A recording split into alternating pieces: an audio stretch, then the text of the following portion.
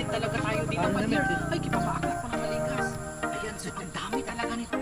Mga hinog lang. Ayun, ka ng pula. That is so cute. Perfect.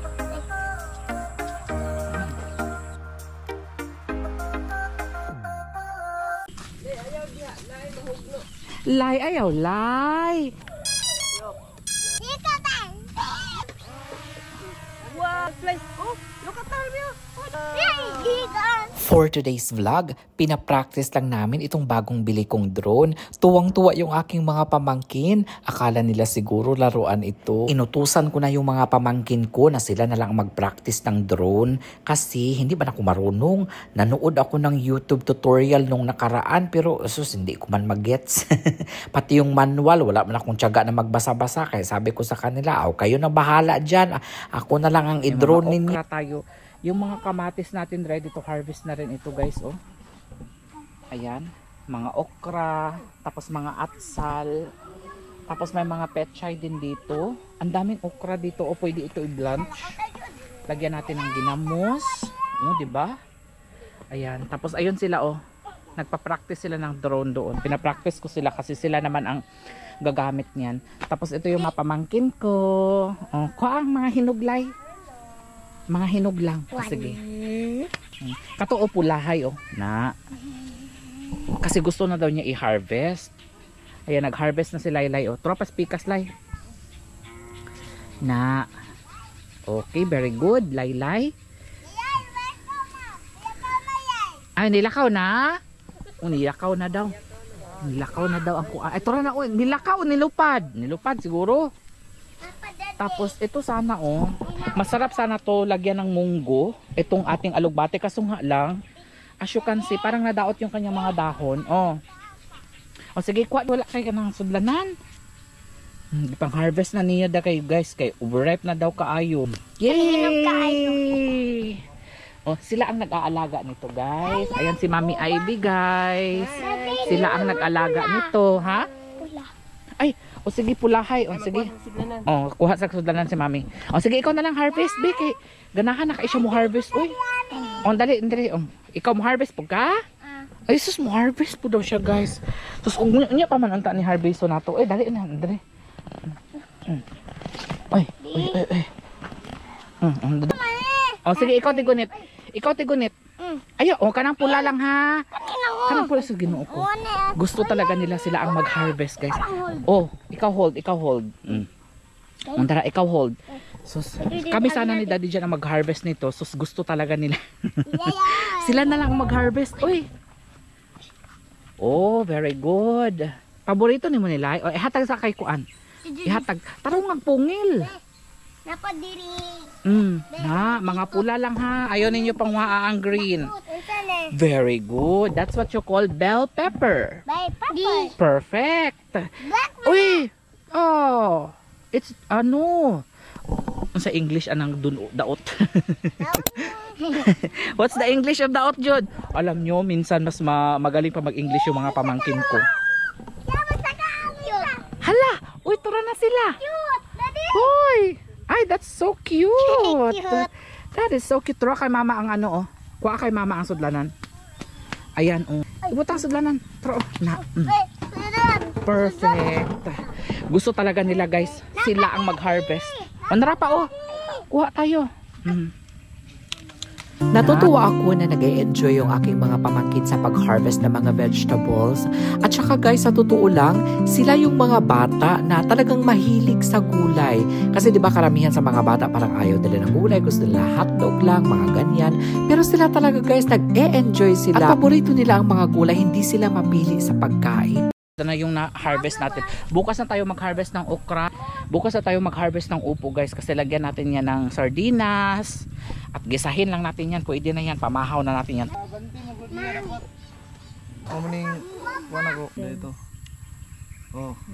Saka apa. Saka apa.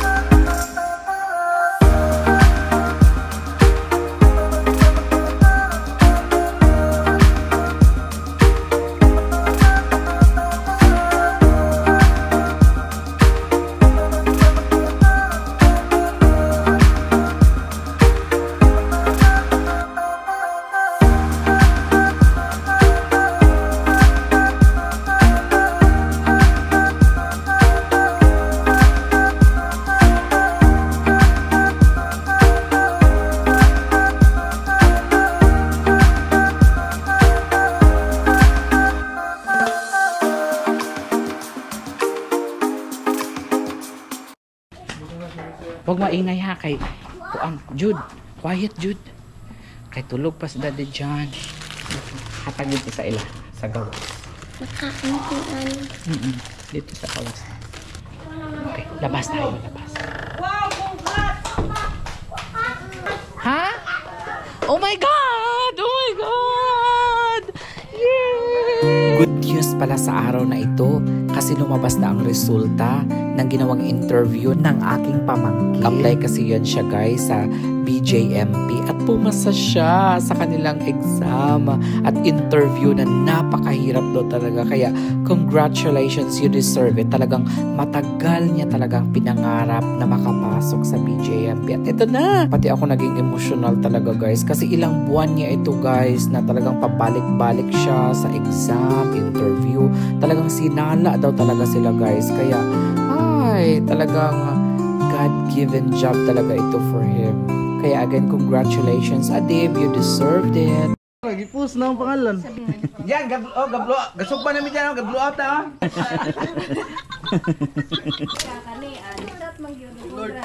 May early celebration tayo ngayon. Oh, magsugba-sugba ta. Oh, hello Daddy. Hello. Unsay pa plan diha? Unsay Hi. maayo mo nato diha Daddy? Hello, naatay kuan Abrahi. naatay pahalipay gamay. Sugba ta gamay kay ambot mas dudunghan eh gikag American. Umarika. Umarika. Nasa Umarika. Oh. So guys, nandito ako ngayon pero wala pa si Daddy Janyo guys kasi tulog pa siya pero okay lang. Di malingkod ko. Ay, ang ganda!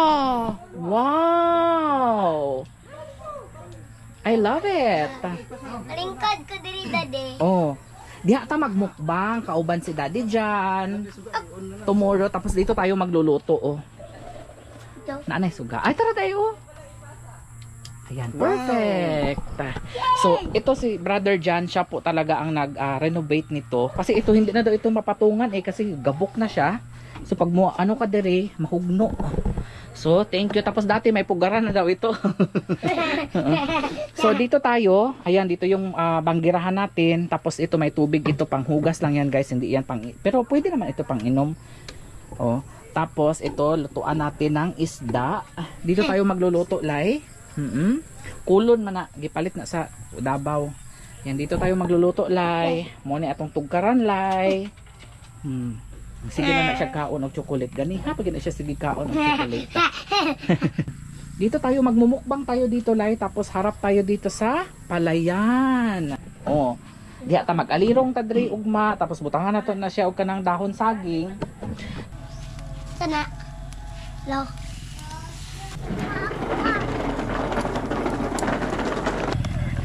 Oh, mutingog sabday iya ha. Hi guys, it's dinner time. And congratulations to Adib! Yay! Nag-ano may early celebration mi guys. Ikaw na na-pray. Oh, sige. Lord God, salamat sa blessings na mong ihatag ng Lord God. O salamat Lord God sa mga wish niya mo na dawat Lord God. Ang handa na to guys. Luto ni Ivy. Nang koy ko kanson. Ulat lang lang. Ulat sa pwede mo tangan pa natin. Ako katul gapon. Kaya wala ko na siguro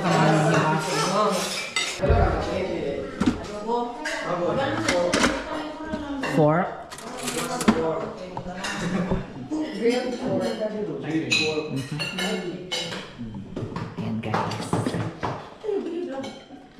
Chicken adobo.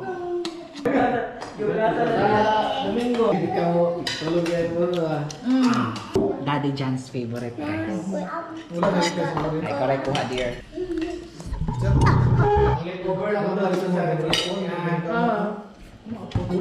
Dami tayo. Pulutan dyan. Ulang beer. Ulang beer si Jan. Later. I need coffee. It's breakfast. Ha? Oy, oo, tama. Kay US time man na yun. Yeah. Jet lag. Oo. Breakfast. Jan. I'm eating. You just woke up. Uy, Oh! Ay! Has to stay cold. Kadangga din dyan. Ibalik dyan, ibalik kayo.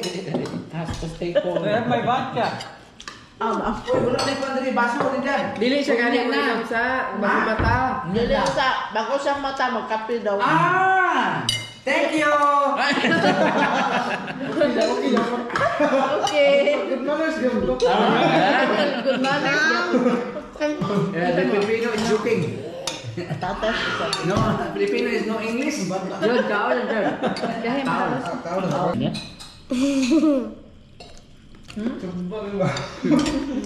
Hi guys, ito na, bubuksan na natin ang mga pasalubong gikan sa Jomerica. Ayan. Here we will hanay here. Mga dulaa ay ang kanatanan o mga pahumot. Nay mga pahumot diha. Mga medyas. Kayo ano? Just ding dong. O kana dili na sa dumpster. Oo. Sa akin sa may ganahan na. Me. Ay. Makauna. Ay, wow! That's very nice. Oh, ipang ano sa dito? Ipanghanay sa nato dito. Kana pang pabuti dong. O kana, pang sunscreen.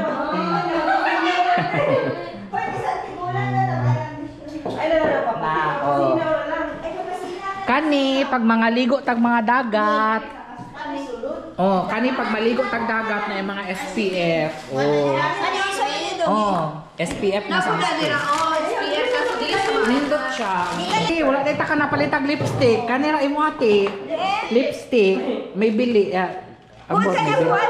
Oh, gikas dumpster nga brief. Oh, katagi si kuan. Ha?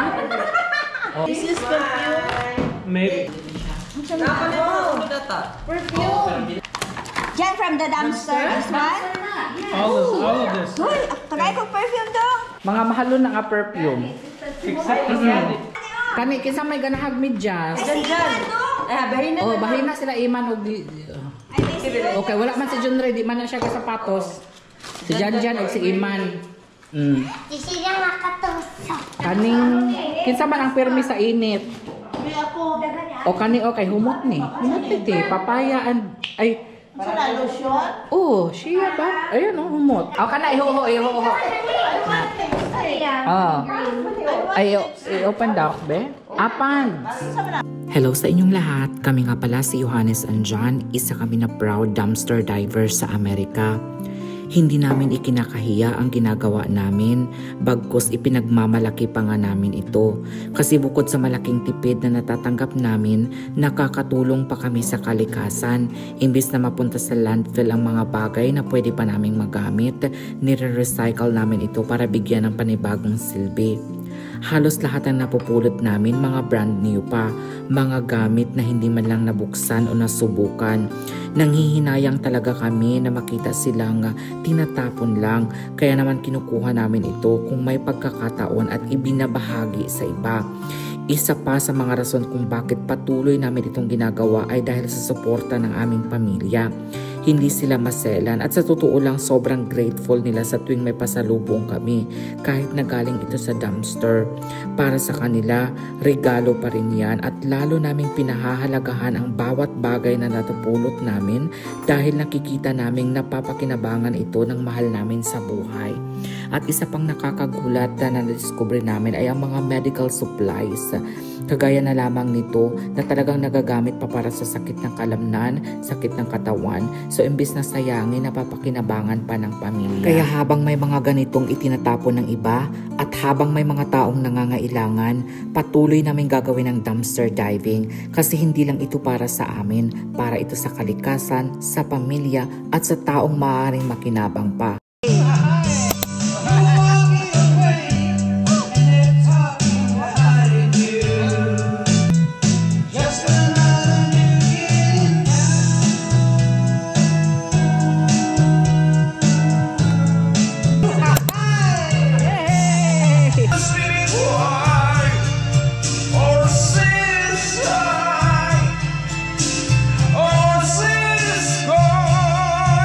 United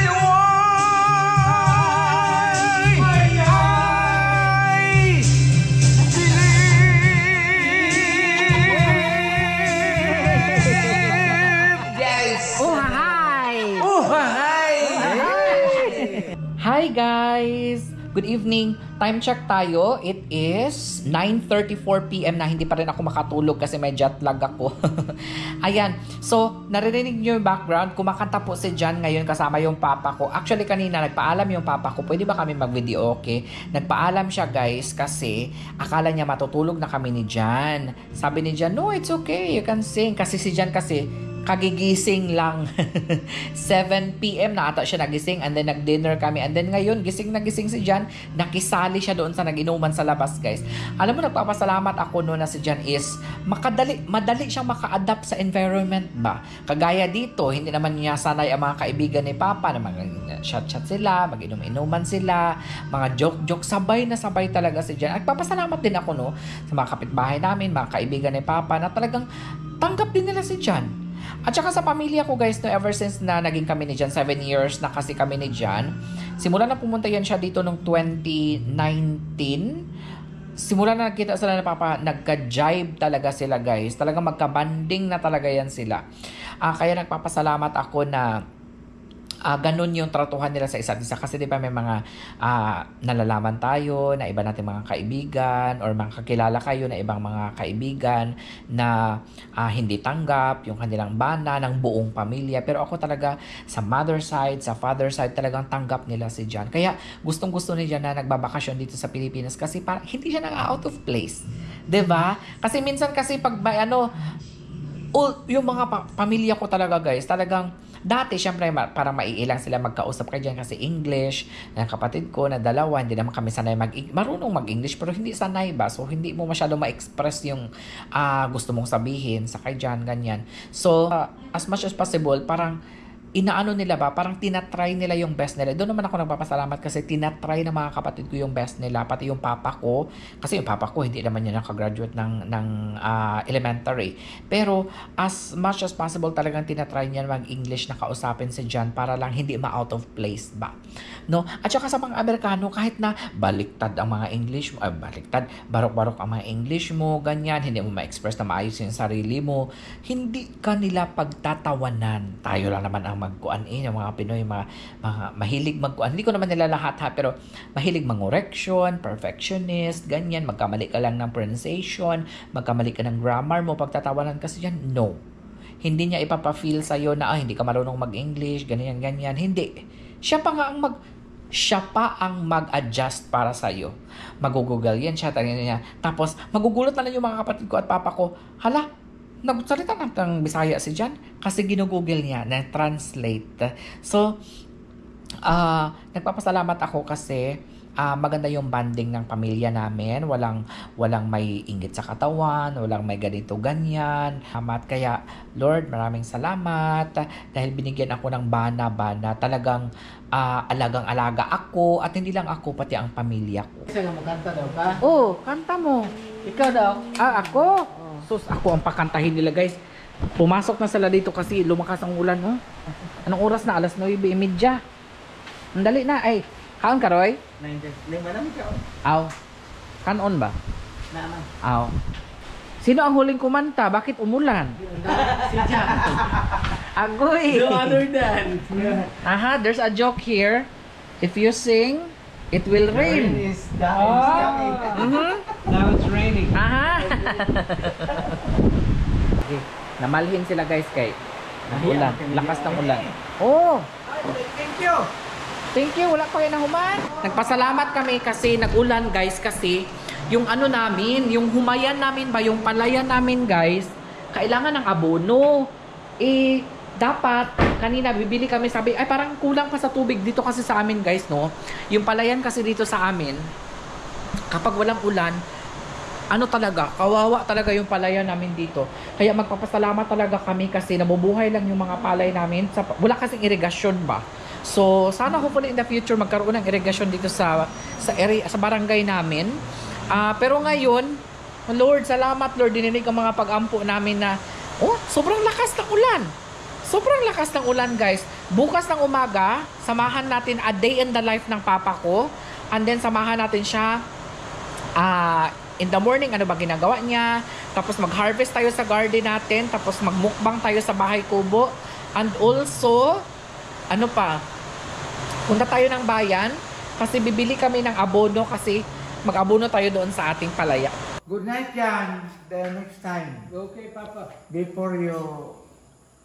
Tomorrow's another day. Before you go, before you leave me now, before you... Hi! Frank Sinatra? Aha. Frank Sinatra? Yung... Frank Sinatra, singer. Frank Sinatra. Frank Sinatra. Ah, yes. The summer wind came blowing in. Frank, Aha. good night. Aha. Help Johnny. Johnny's got to bring everything back. Aha. Cleaners. Cleaners, naglimpyo na sila guys kay mong tulog. A portrait of my life. We should have just... They could never be Ah. a portrait of my life. We should have just stayed singing. You're Ah. going to bed. You're still singing. Aha. Frank Sinatra? Hi guys, good morning. Happy Saturday morning po sa inyong lahat. Sobrang aga ko nagising ngayon. Wala pang alas 5 pero dito na ako sa kusina. Nagtikaw-tikaw na ako dito guys.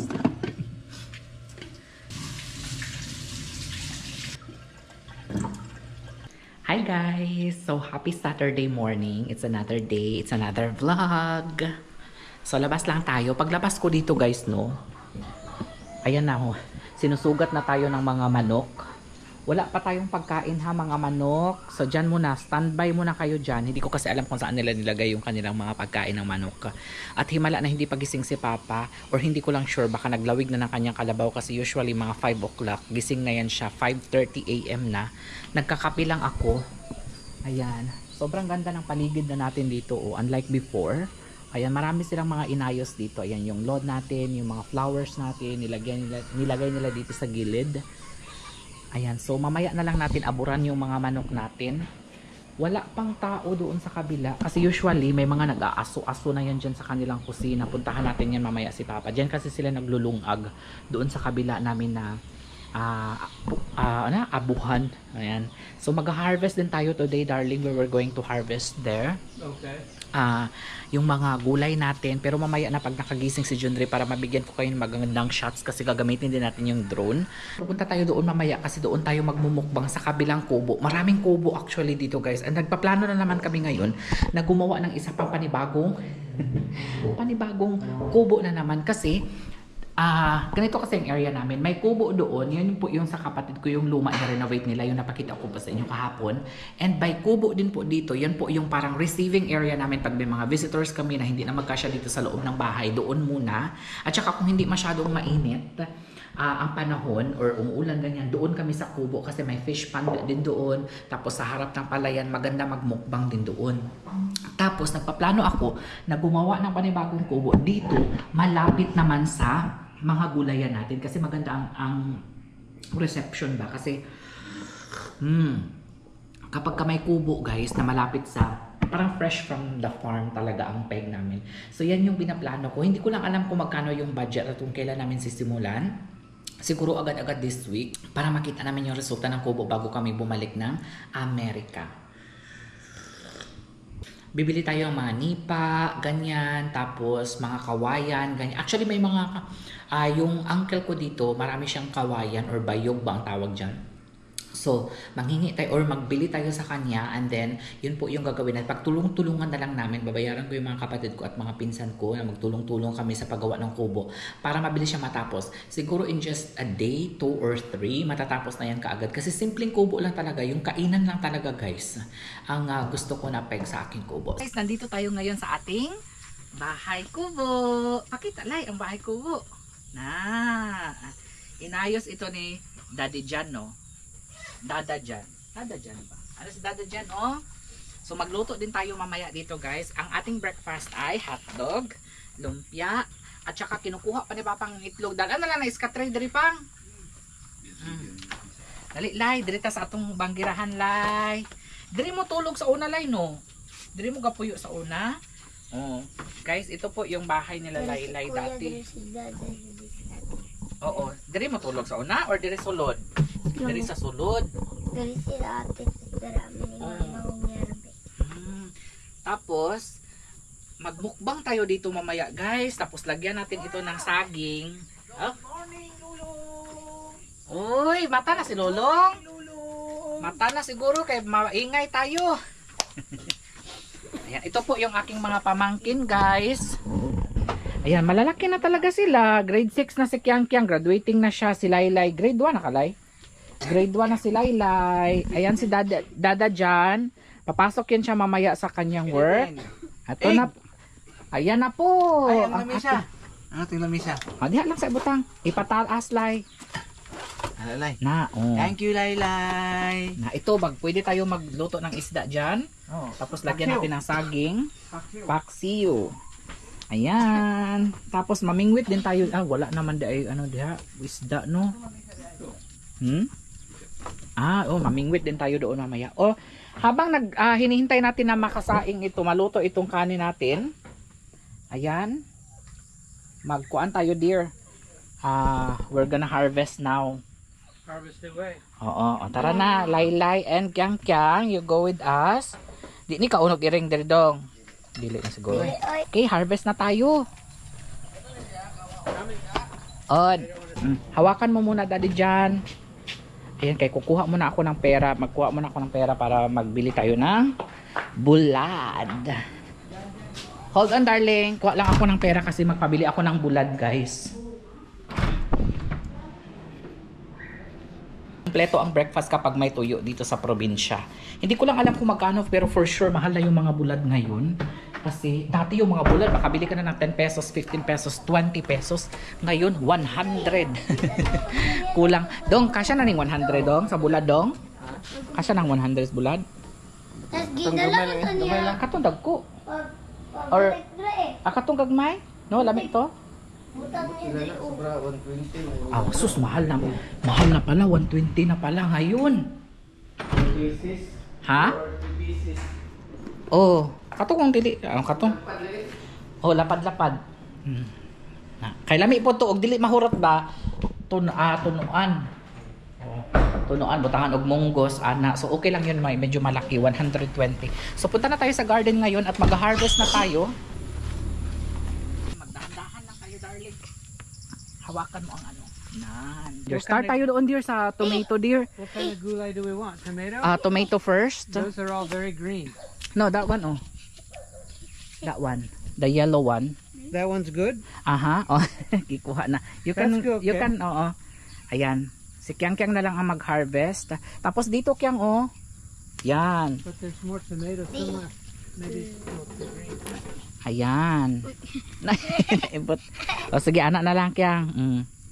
Tama na siguro na. Ay, kanion. Kana, lami-lami na siya. Kasi kahapon nag-harvest na din kami, guys, eh. Opo. Tapos dito tayo, oh. Okra tayo. Okra, dear. Amon, dear, sa okra. Oh no! Oh no, it's dirty now. It's dirty now. Oh. Na. Gamay, dara oh. Tara oh. Tura oh. Dara oh. Nan, yes. This 2 of them. one.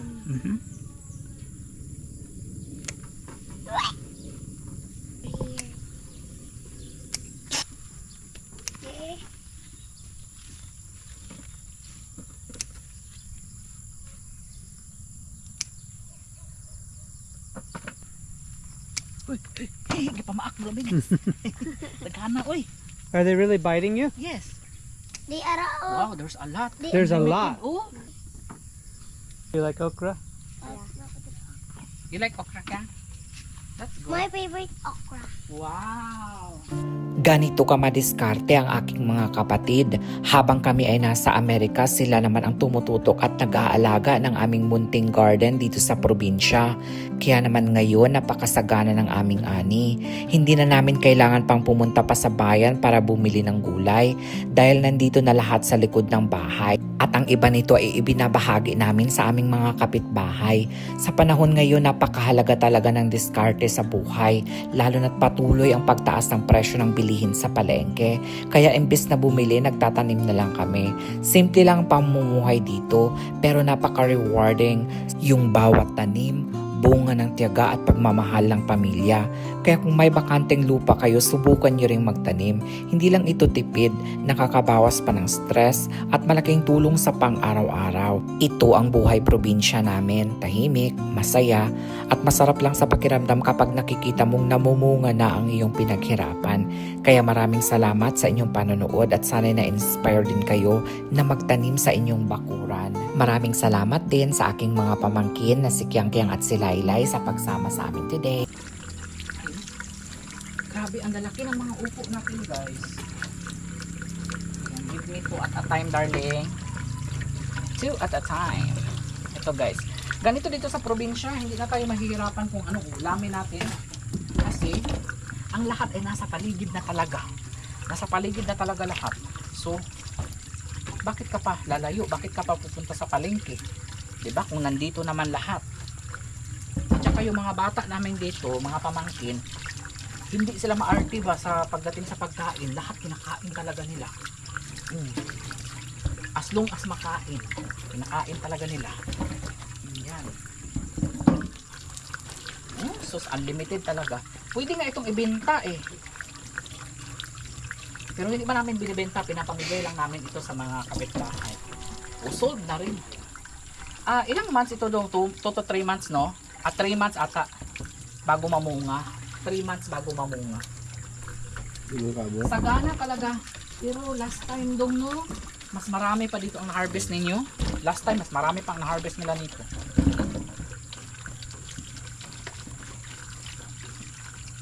May mga manok din tayo doon. Oh, hala, si Mingming. Si Mingming. Kaliho ko, darling. Tapos mamaya, punta tayo sa mga kapitbahay natin. Isa-isahin natin sila. Share natin. Hello. Ayan, darling. Salamat. Okay, that's it dong. Ito po ang ating banana at saka ating yang lulungagin. Lulungagin natin, ha? Green pa. Gani, mo na ato ang lungagon or mahimo tag chips ana or lungagon lang butangan og ginamos. 0.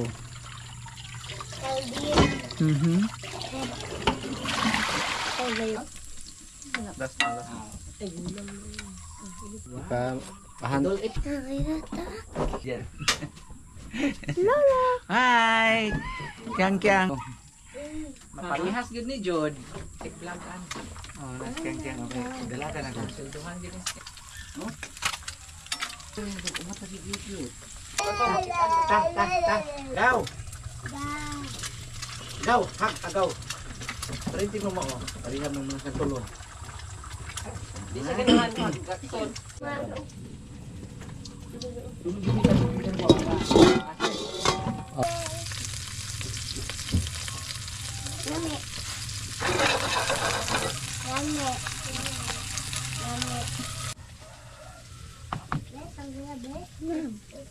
Yummy.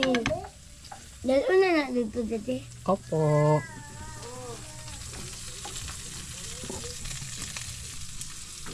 Sinamak. At the end of the day, ang mahalaga, hindi kung gaano karami o kabongga ang pagkain na nasa hapagkainan, kung hindi kung sino-sino ang mga kasama mo habang kumakain.